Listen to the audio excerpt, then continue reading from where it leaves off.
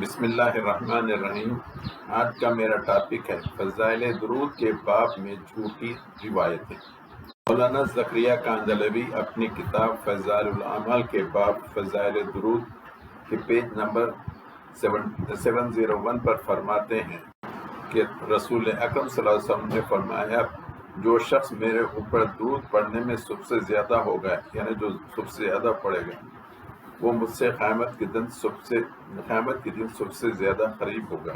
چھوٹی روایت کہتے ہیں کہ جو شخص بھی جمعے کے دن رسول اکرم صلی اللہ علیہ وسلم پر درود بھیجتا ہے وہ فوراً آپ پر پیش کیا جاتا ہے، اور کہتے ہیں جمعے کے دن اور رات پر کثرت سے درود بھیجا کرو، اس لیے کہ تمہارا درود مجھ پر پیش ہوتا ہے تو میں تمہارے لیے دعا اور استغفار کرتا ہوں۔ کہتے ہیں کہ ایک صاحب تھے سلیمان بن صہیب کہ میں نے خواب میں رسول اکرم صلی اللہ علیہ وسلم کی زیارت کی۔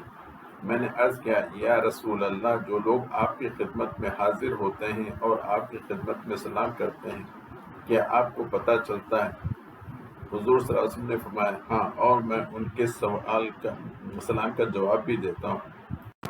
پھر کہتے ہیں کوئی صاحب تھے ابراہیم بن شیبان کہ کہتے ہیں کہ میں نے جب حج کیا اور مدینہ پاک میں حاضری دی اور میں نے قبر اطہر کی طرف بڑھ کر حضور اقدس صلی اللہ علیہ وسلم کی خدمت میں سلام عرض کیا تو میں نے روز اطہر سے وعلیکم السلام کی آواز سنی۔ ان سب جھوٹی روایات کے ذریعے مولانا زکریا کاندھلوی اپنا سماع موتا کا عقیدہ ثابت کرنا چاہتے ہیں۔ اللہ تعالیٰ اس جھوٹے مولوی سے ہم سب کی حفاظت فرمائے، آمین۔